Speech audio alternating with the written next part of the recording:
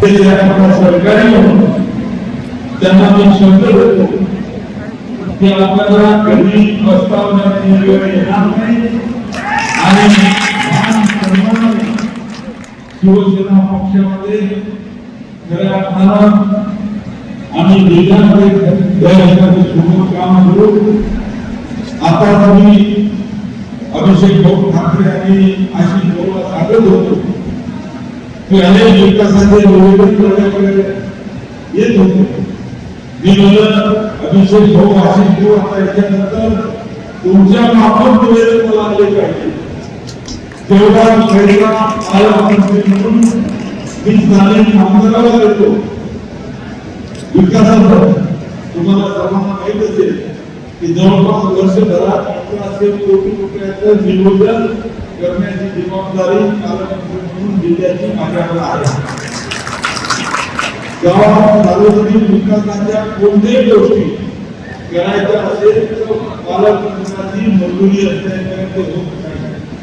कोणाला रस्ता पाहिजे नसेल, रस्ता पाहिजे नसेल, बाजार रस्ता पाहिजे नसेल, गोष्टीधान शेड पाहिजे नसेल, रस्ता पाहिजे नसेल, शाळेची खोली पाहिजे नसेल, शाळेची दुरुस्ती पाहिजे नसेल, जलपाणी पुरवठा योजना पाहिजे नसेल, घरं पाहिजे नसेल, घराची दुरुस्ती पाहिजे नसेल किंवा एखादा खोलीकरण पाहिजे नसेल किंवा शाळेमध्ये सभागृह गावामध्ये पाहिजे नसेल किंवा अनेक अशा गोष्टी ग्रांट पाहिजे नसेल, लैलावाच्या गटाला ग्रामसंघाला मोठं कार्यालय पाहिजे नसेल तर अशा विविध विकासाचे कामं पालकमंत्र्यांच्या मंजुरीशिवाय होत नाही.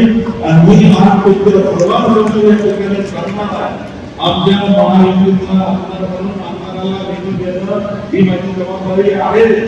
परंतु आमदाराला निधी अभिषेक भाऊ आणि आशिष भाऊ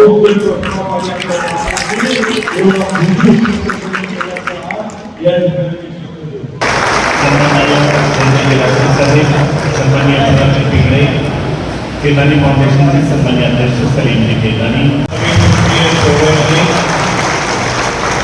अभिषेक जी पाटील ठाकरे विद्यमान